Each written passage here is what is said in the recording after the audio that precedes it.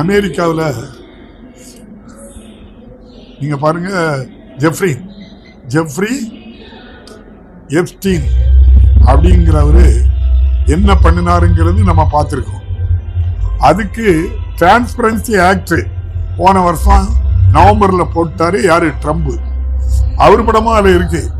அவர் நான் இதுல சம்மந்தப்படல அப்படின்னு அவர் ஒரு ஓப்பன் ஸ்டேட்மெண்ட் வெளிப்படையா விட்டுட்டு ஒரு டிரான்ஸ்பரன்சி ஆக்ட் போட்டு அதுல இருக்கிறதெல்லாம் சாதிக்கலாம் அப்படின்னு ஒரு ஆக்டே போட்டு விட்டாரு. அதுக்கு அன்னையில இருந்து பாரத பிரதமருடைய பல்ஸ் அப்படியே இறங்கிச்சு, அப்படியே நடுங்கி போயிருக்காரு. அப்படின்னா அவர் படமாக இருக்கு. நம்ம குற்றம் செய்தார்னு சொல்லலை, படம் இருக்கு. அதுல ஜெஃப்ரி எப்ஸ்டீன்ல படம் இருக்கு. அவருக்கு அவருடைய நண்பர் அதானி இந்த கிரீன் சோலார் பவருக்கு கிரீன் எனர்ஜி சோலார் அப்படின்ட்டு ஒரு இதை கொண்டு வந்து அதுக்கு இந்தியாவில் அதுக்கு அனுமதி வாங்குறதுக்கு பல கோடி ரூபா என்ன கொடுக்கணும், லஞ்சம் கொடுக்கணும்னு சொல்லி ஷேரு அதையும் வாங்குதாங்க. அதான் அவங்க ஷேர்ல நீ எப்படி இதை வாங்கலாம் அப்படின்னு சொல்லி அவர் மேல அங்க வழக்கு போட்டு பல முறை வழக்கு ஆஜராக சொன்னாங்க, ஆஜராகல. இப்போ அவங்கள ஆன்லைன்லயே அனுப்பி வந்துரு அப்படின்னு சொல்லிட்டாங்க. 2 பேருக்கும் இப்ப எங்க அமெரிக்காவில் என்ன இருக்கு, வழக்கு இருக்கு. அதனால பார்லிமெண்ட்ல அதை பேச மறுக்கிறாங்க. சைனா பல பேர் அவருடைய பிஎம் கேர் ஃபண்டுக்கு பல ஆயிரம் கோடி ரூபாய் சைனால இருந்து வந்திருக்கு. நிறைய அவங்களுக்கு தெரியும். உங்களுக்கு பாரத பிரதமர் முதல்வராக இருந்தபோது 16 முறை சைனாவுக்கு சுற்றுலா போயிருக்காங்க தான் தகவல் இருக்கு. மீண்டும் மகாபலிபுரத்துல பாரத பிரதமரும் அவங்களும் சந்திச்ச பிறகுதான் எல்லையில எப்பவுமே பதட்ட மாட்டேன்.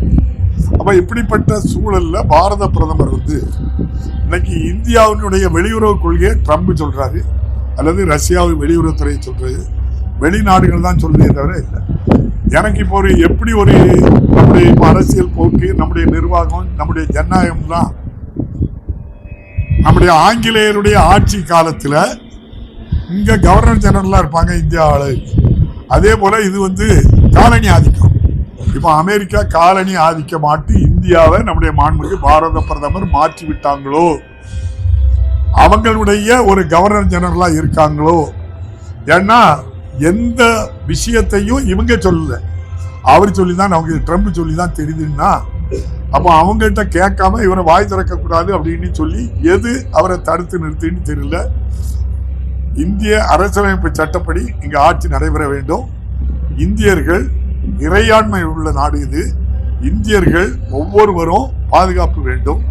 ஆகவே நம்முடைய மாண்புமிகு பாரத பிரதமர் அவர்கள் இப்படி சம்பந்தப்பட்ட நிகழ்வில் அவர் தவறில்லை என்றால் தவறில்லை என்று சொல்ல வேண்டுமே தவிர அதற்காக அமெரிக்காவுக்கு பாரத பிரதமர் தலை குனியக்கூடாது.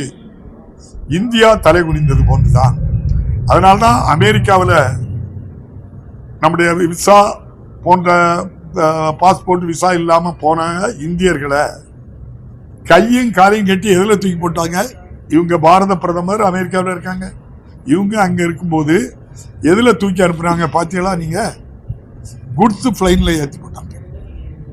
அங்க சீட்டே கிடையாது, அது உள்ள தூக்கி போட்டு விட்டாங்கன்னா எவ்வளவு தலை குனிவு பாருங்க. இதை தட்டி கேட்கணும்ல. இது எப்படி நீ பண்ணலாம், என் ஆளை நீ அவ்வளவு பேரையும் அங்க வை, நான் என் பிளேன் விட்டு எடுத்துக்கிடணும்ல. இங்க பிளேன் இல்லை, அவர்கிட்ட மட்டும்தான் ஒரே ஒரு பிளேன் இருக்கு, 8000 கோடி. சரி, நன்றி. எங்களால தமிழ் மக்களுக்கு பெண்களுக்கு பாதுகாப்பு இல்லைன்னு அவங்க சொல்லலாமே தவிர தமிழ்நாட்டில் யாருக்கும் எந்த பெண்ணும் பாதிக்கப்படல. நன்றி.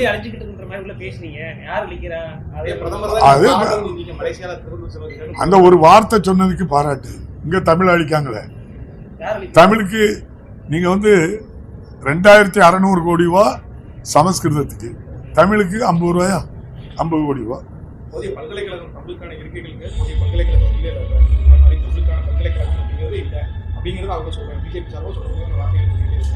அது ஒரு காலேஜ்ல இவர் போன இடத்துல இல்லைங்கிறதுக்காக இல்ல. இந்தியாவில் தமிழுக்கு மட்டும்தான் இருக்கைகள், உலகத்துல எல்லா நாட்டிலையும். 2026 மீண்டும் ராதாபுரம் தொகுதி மக்களின் பிரதிநிதி அப்பாவின் குரல் சட்டப்பேரவையில் ஒழிக்குமா? அது கட்சியினுடைய தலைமை இருக்கு. அவங்க யாருக்கு டிக்கெட் கொடுப்பாங்களோ, யாரை நிற்க சொல்றாங்களோ, அது ராதாபுரம் சார்பாட்டு 100% திமுகவினுடைய குரல் ஒலிக்கும். வேட்பாளர் யாரு அந்த உறுப்பினர் யாருன்னு மாண்புமிகு நம்முடைய திராவிட முன்னேற்ற கழகத்தினுடைய தலைவர் மு.க. ஸ்டாலின் சொல்லுவாங்க. நன்றி, வணக்கம். செய்திகளை உடனுக்குடன் தெரிந்து கொள்ள கீழ்கண்ட கேபிள் மற்றும் டிடிஎச் நெட்வொர்க்குகளில் எம்நாடு செய்தி தொலைக்காட்சியை காணுங்கள். பாதகம் செய்பவரை கண்டால் நாம் பயம் கொள்ளலாகாது பாப்பா. மோதி மிதித்து விடு பாப்பா, அவர் முகத்தில் உமிழ்ந்து விடு பாப்பா. அண்மை செய்திகளை உடனுக்குடன் தெரிந்து கொள்ள இணைந்திருங்கள் எம்நாடு தொலைக்காட்சியுடன்.